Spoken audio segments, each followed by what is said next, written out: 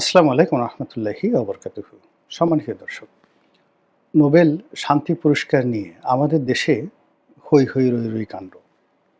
আমাদের দেশের রাজনৈতিক অঙ্গনে তেলেস্মাটি এবং বর্তমান যিনি তত্ত্বাবধায়ক সরকার বা অন্তর্বর্তীকালীন সরকারের প্রধান রয়েছেন জনাব ডক্টর মোহাম্মদ ইউনূস, তার সঙ্গে শেখ হাসিনার যে মনস্তাত্ত্বিক যুদ্ধ বলা হয়ে থাকে, এর একমাত্র কারণ হলো ডক্টর মোহাম্মদ ইউনূস কেন নোবেল পুরস্কার পেলেন আর শেখ হাসিনা কেন পেলেন না।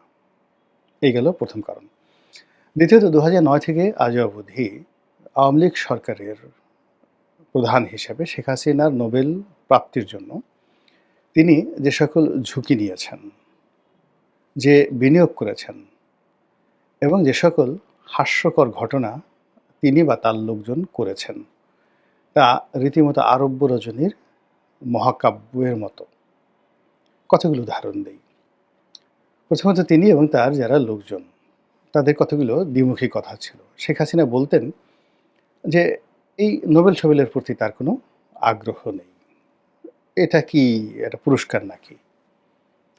আবার তার যারা লোকজন আছেন, তাদের একটা অংশ বলতো যে শেখ হাসিনাকে যদি নোবেল পুরস্কার দেয়া হয়, তাহলে নোবেল কমিটির সম্মান বাড়বে। শেখ হাসিনার সম্মান এই পুরস্কার প্রাপ্তির চাইতে অনেক, অনেক বেশি। আরেক গ্রুপ বলতো যে এই নোবেল পুরস্কারের ২ পয়সার মূল্য নেই। আমেরিকার রাস্তাঘাটে এই নোবেল কমিটির যারা লোকজন, তারা ঘুরে বেড়ায় এবং তাদেরকে একটু স্যান্ডউইচ খাওয়ালে, বিয়ার খাওয়ালে কিংবা হুইস্কি খাওয়ালে এই পুরস্কার পাওয়া যায়। এবং এই কথা সৈয়দ আশরাফ সাহেবের মতো একজন প্রাজ্ঞ রাজনীতিবিদ, যিনি বহুদিন ইংল্যান্ডে থেকেছেন, তার মতো মানুষের মুখ দিয়ে বের হয়েছে। এই গেল এক। ২ নম্বর হলো আবার এই পুরস্কার পাইয়ে দেওয়ার জন্য মানে আমাদের এই বাংলাদেশে অর্থনীতি, সাংবাদিকতা এবং রাজনীতির এবং ব্যবসায়ী মহলের, আমলা মহলের সবচেয়ে ধুরন্ধর এবং সবচেয়ে বদমাইশ এবং আমি নাম বলব না, তাদের চেয়ে খারাপ লোক এই ট্রেডে আর নেই। মানে অর্থনীতিবিদদের মধ্যে তারা খারাপ মানুষ, খুব নামকরা অর্থনীতিবিদ কিন্তু খারাপ। সাংবাদিকদের মধ্যে খুবই মেধাবী, নামকরা কিন্তু বদমাইশ। তারপরে ব্যবসায়ীদের মধ্যে খুবই বড় ব্যবসায়ী, নামকরা কিন্তু অসৎ। এদের একটা বিরাট সিন্ডিকেট গড়ে উঠেছিল এবং এই সিন্ডিকেট একটা বিরাট ফান্ড রেজ করেছিল। তারা সেই ফান্ড রেজ করে, টাকা সংগ্রহ করে তারা সেই প্লেজার ট্রিপে একাধিকবার আমেরিকা এবং ইউরোপ ভ্রমণ করেছে। আর শেখ হাসিনাকে জানানো হয়েছে যে সব কিছু রেডি আছে। তো এই যে নোবেল নিয়ে যে বাংলাদেশে তেলেস্মাতি, সেই তেলেস্মাতি আমরা আওয়ামী লীগ জমানাতে দেখেছি, এক। ২ নম্বর হলো যে এই নোবেল পুরস্কার পাওয়ার জন্য শেখ হাসিনা পুরো একটা ঝুঁকি নিয়েছেন। তিনি মাদার অফ ডেমোক্রেসি এবং মাদার অফ হিউম্যানিটি এই দুটো পদ এবং পদবি ধারণ করেছিলেন। এবং তার যে মাদার অফ হিউম্যানিটি, এটার মূল কারণ ছিল তিনি রোহিঙ্গাদেরকে আশ্রয় দিয়েছিলেন। অর্থাৎ প্রায় ১৩ লাখ বা ১২.৫ লাখ রোহিঙ্গাকে তিনি আশ্রয় দিয়েছিলেন এবং এই রোহিঙ্গাদেরকে ভরণ পোষণের জন্য এ যাবৎকালে হয়তো ৫০,০০০ কোটি টাকার চেয়েও বেশি অর্থ ব্যয় হয়ে গেছে আমাদের এই গরিব দেশের মানে রাজভাণ্ডার থেকে। তো সেখানে অবশ্যই তার মানবতা কাজ করেছে। অবশ্যই এখানে তৎকালীন তার অধীন যে সেনাবাহিনী ছিল, সেই সেনাবাহিনীর যে কূটচাল ছিল, তাদের যে ভ্রান্ত নীতি ছিল এবং ওই সময়টাতে রোহিঙ্গাদের মধ্যে যে সশস্ত্র গ্রুপ ছিল, তারা সেই সশস্ত্র গ্রুপ সরাসরি মায়ানমার জান্তা সরকারের যে সেনা ক্যাম্প রয়েছে, সেই সেনা ক্যাম্পে আক্রমণ চালিয়েছিল। এবং বলা হয়ে থাকে যে সেই ঘটনার পেছনে শেখ হাসিনার যে গোয়েন্দা সংস্থা, সেই গোয়েন্দা সংস্থার কর্মকর্তা এবং তাদের ইনফ্লুয়েন্সে সেনাবাহিনীর একটা গ্রিন সিগন্যাল ছিল। এবং সেই ঘটনার পর মায়ানমার সরকার খুবই ক্ষেপে যায় এবং তারা রীতিমতো এই রোহিঙ্গাদেরকে সেই দেশ থেকে একেবারে যেটাকে বলা হয় এথনিক ক্লিনজিনিং, একেবারে সমূলে বিনাশ করে দেওয়ার জন্য তাদেরকে রীতিমতো দলে দলে মানে কাতারে কাতারে বাংলাদেশে পুশিং করতে থাকে।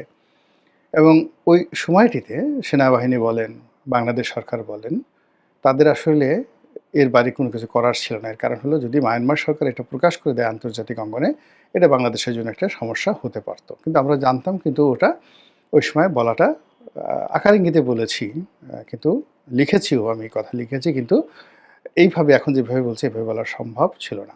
তো যাই হোক, তিনি যেখানে নো ম্যানস ল্যান্ড রয়েছে, সেখানে তিনি রোহিঙ্গাদেরকে থামিয়ে দিতে পারতেন, এবং ওটাও আমি বলেছিলাম ওই সময়টাতে, যে এখানে এই সময়টাতে এদেরকে ঢুকতে দেওয়াটা আওয়ামী লীগের জন্য একটা আত্মঘাতী হবে, বাংলাদেশের জন্য একটা আত্মঘাতী বিষয় হবে।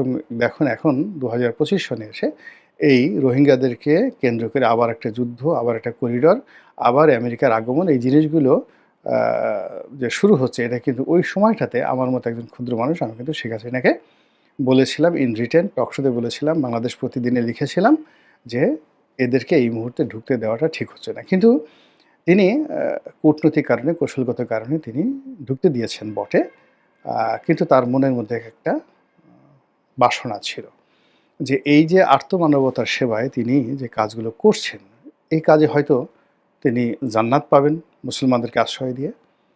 দ্বিতীয়ত, এরকম একটা মানবতাবাদী কাজ, যে কাজের জন্য আমেরিকা তাকে বাহাবা দিচ্ছে, জাতিসংঘ বাহাবা দিচ্ছে, ইউরোপীয় ইউনিয়ন বাহাবা দিচ্ছে, সারা দুনিয়া বাহাবা দিচ্ছে, তো কাজেই এবার তার নোবেল পুরস্কার আর কেউ ঠেকাতে পারবে না। তো যাই হোক, সে বহু আগের কাহিনী, বহু ঘটনা। এখন সেই নোবেল নিয়ে কামড়াকামড়ি করতে করতে দেখা গেল যে তিনি এখন নির্বাসিত, আর তিনি যাকে টার্গেট করে, হিংসে করে, তিনি তার সমস্ত রাষ্ট্রযন্ত্রের শক্তি এবং দলীয় শক্তি যার বিরুদ্ধে ব্যয় করেছেন, সেই ডক্টর মোহাম্মদ ইউনূস এখন রাষ্ট্র ক্ষমতায়। তো এই হলো বাংলাদেশে নোবেল নিয়ে তেলস্মাতে। কিন্তু ইউরোপ আমেরিকাতে কি এরকম ঘটনা ঘটে, বা এটা কি সম্ভব? কিন্তু বাস্তবতা হলো যে আমেরিকাতে এই ঘটনা ঘটছে। আমেরিকার যিনি বর্তমান প্রেসিডেন্ট ডোনাল্ড ট্রাম্প, তার পাগলামো, তার হঠাৎ বন্ধু বানানো, আবার ঠিক সেই বন্ধুত্ব শেষ করে দেয়া, ইউটার্ন নেওয়া, এগুলো তার জন্য খুব ডাল ভাতের বিষয়। তিনি যেভাবে ইলন মাস্ককে অল ইন অল করে তার সরকারে স্থান দিলেন, আবার ইলন মাস্ককে তার সরকার থেকে তাড়িয়ে দিতে তার 1 মিনিট সময় লাগলো না।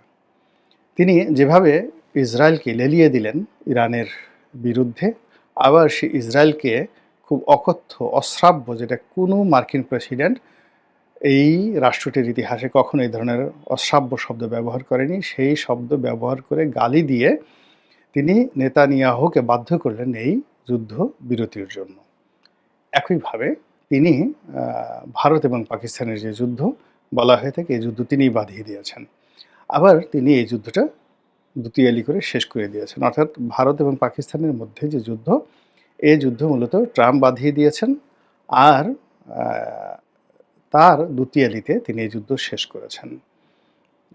একই অবস্থা ইরান এবং ইসরায়েলের এই যুদ্ধ, সবাই তো এটাকে তৃতীয় বিশ্বযুদ্ধ মনে করেছিল, কিন্তু ট্রাম্প এটা যেভাবে মানে একেবারে যাকে বলা হয় ঝড়ের গতিতে থামিয়ে দিলেন, এটা সম্ভবত পাগল বলেন আর ছাগল বলেন, যাই বলেন না কেন, ট্রাম্পের পক্ষে সম্ভব, অন্য কারোর পক্ষে এটা সম্ভব ছিল না। কিন্তু এখানে একটা বিষয় খুবই গুরুত্বপূর্ণ, সেটা হলো তিনি পাকিস্তানের সেনাপ্রধানকে আসিফ মনিরকে তিনি দাওয়াত দিয়ে হোয়াইট হাউসে নিয়ে গেছেন, এটা একটা ব্যতিক্রম। এবং সেখানে পাকিস্তানের প্রেসিডেন্ট কিংবা পাকিস্তানের প্রধানমন্ত্রী, অর্থাৎ রাজনৈতিক যে নেতৃত্ব, তাদেরকে বাদ দিয়ে তিনি আসিফ মনিরকে সেখানে নিয়ে গেছেন। এবং আপনারা জানেন যে আসিফ মনির এখন পাকিস্তানের রাজনীতিতে বলতে গেলে গডফাদার, এবং পাকিস্তান রাষ্ট্রটির ইতিহাসে আইয়ুব খানের পর তিনি প্রথম যিনি কিনা ফিল্ড মার্শাল উপাধি নিজে নিজে নিয়ে নিলেন, বা রাষ্ট্রকে বাধ্য করলেন তাকে এই উপাধি দেওয়ার জন্য। তো এক্ষেত্রে যেটি আইয়ুব খান যখন এই উপাধিটি নিয়েছিলেন, তখন তিনি রাষ্ট্রের সর্বেসর্বা, অর্থাৎ তিনিই প্রেসিডেন্ট, তিনিই সেনাপ্রধান। তো কাজেই তার জন্য ফিল্ড মার্শাল উপাধি নেওয়াটা সহজ বিষয় ছিল না, সহজ বিষয় ছিল তুলনামূলকভাবে। কিন্তু আসিফ মনিরের জন্য সেই তুলনায় একটু কঠিন। এর কারণ হলো তিনি এখন সেনাপ্রধান, তার মাথার উপরে রাষ্ট্রপ্রধান আছে, তার মাথার উপর সরকার প্রধান আছে।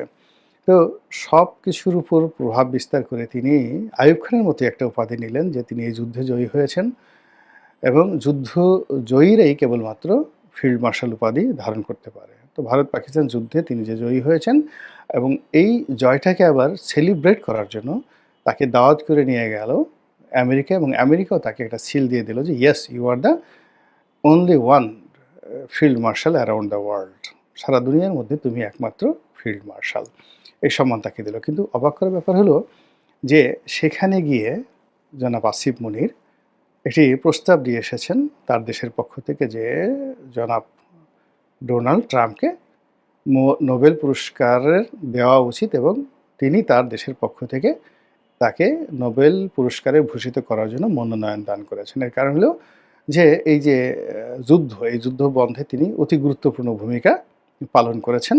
এইজন্য শান্তির জন্য তার নোবেল পুরস্কার পাওয়া উচিত। অন্যদিকে ইসরায়েল এবং ইরানে তার যে সকল গ্রুপ রয়েছে, ডোনাল্ড ট্রাম্পের যে সকল গ্রুপ রয়েছে এবং সেই সকল গ্রুপ কাতারে আছে, কাতারের আমির খুবই এই মুহূর্তে তার ঘনিষ্ঠ। তারপরে বাদশাহ সালমানের পুত্র মোহাম্মদ বিন সালমান এখন যিনি দেশটির প্রধানমন্ত্রী এবং যুবরাজ, তিনি আছেন। সংযুক্ত আরব আমিরাত আছেন। এই যে তার একটা লবিস্ট গ্রুপ রয়েছে। এমনকি ইরানে এই সময়টিতে তিনি যেভাবে ইরানের প্রশংসা করেছেন এবং ইরান থ্যাংক ইউ ইরান, শান্তিতে থাকো ইরান। তারপরে এই সময়টিতে তিনি যেভাবে ড্রামাটিক্যালি চীনের প্রেসিডেন্টের সাথে সম্পর্ক করেছেন, তারপর ভ্লাদিমির পুতিনের সঙ্গে তিনি টেলিফোনে কথা বলেছেন, তারপর ইরানের শত কর্তা ব্যক্তি রয়েছে সকলের সঙ্গে কথাবার্তা বলেছেন। ফলে এই যুদ্ধটির ফলে তার ব্যক্তিগত যে কানেক্টিভিটি মধ্যপ্রাচ্যে আরও বেড়ে গেছে এবং মধ্যপ্রাচ্যের অন্ততপক্ষে 10টি দেশের পক্ষ থেকে তাকে শান্তি পুরস্কারের জন্য মনোনয়ন দেয়া হবে। তিনি হয়তো এবছর নোবেল শান্তি পুরস্কার পাবেন এবং ইতিপূর্বে দেখেন প্রায় সব মার্কিন রাষ্ট্রপ্রধান বা সরকার প্রধান, প্রেসিডেন্ট, তারা কিন্তু এই নোবেল পুরস্কার পান। বারাক ওবামা পেয়েছেন, বিল ক্লিন্টন পেয়েছেন শান্তির জন্য। তো সেই দিক থেকে এরকম দুটো গুরুত্বপূর্ণ যুদ্ধ এবং এর মধ্যে যদি ইউক্রেন যুদ্ধ শেষ করে ফেলা যায় এবং তিনি যেভাবে ন্যাটোকে চাপ দিয়েছেন, যেভাবে ইউক্রেনকে চাপ দিয়েছেন এবং যেভাবে রাশিয়াকে তিনি ম্যানেজ করেছেন, তাতে ইউক্রেন যুদ্ধ সম্ভবত থেমে যাবে। তো সেক্ষেত্রে তিনি একটা নোবেল পুরস্কার পেতে পারেন এবং এই নোবেল পুরস্কারের জন্য যুদ্ধ বন্ধ হয়েছে, ভালো কথা, আলহামদুলিল্লাহ। কিন্তু যুদ্ধটা শুরু হয়েছে নোবেলের জন্য, আমার কাছে যেটা মনে হচ্ছে। এবং এটা ডোনাল্ড ট্রাম্পের পক্ষে সম্ভব এবং তার যে ব্যক্তিগত জীবন, পারিবারিক জীবন, সামাজিক জীবন, অর্থনৈতিক জীবন, সব জায়গাতে তিনি ঝুঁকে নেওয়া মানুষ। এত বড় ঝুঁকি নেওয়া মানুষ যে নিজের ট্রাম্প টাওয়ারে তিনি যদি আগুন লাগিয়ে ইন্স্যুরেন্সের টাকা পাওয়ার জন্য ঝুঁকি নেন, এটাও অবাক করার বিষয় নয়। তো এরকম বহু ঘটনা ঘটেছে। তো এখন আমরা এই বাংলাদেশে যারা ভেদ বাঙালি, আমরা নোবেল নিয়ে ঝগড়া করি, নোবেল পাওয়ার স্বপ্ন দেখি এবং নোবেল পুরস্কারের লোভে অনেক লঙ্কা কাণ্ড ঘটাই। এরকম দুর্নাম বদনাম নিয়ে আমাদের যাদের অসন্তুষ্টি ছিল, তারা এখন মিস্টার ডোনাল্ড ট্রাম্পের এই ঘটনার মধ্যে তৃপ্তি খুঁজতে পারেন যে এই দোষ কেবল আমাদের একার নয়, এই আলুর দোষ আমেরিকারও আছে, আমেরিকার প্রেসিডেন্টেরও আছে। আল্লাহ আমাদের সবাইকে হেদায়েত দান করুন এবং হেফাজত করুন। আসসালামু আলাইকুম ওয়া রাহমাতুল্লাহি ওয়া বারাকাতুহু।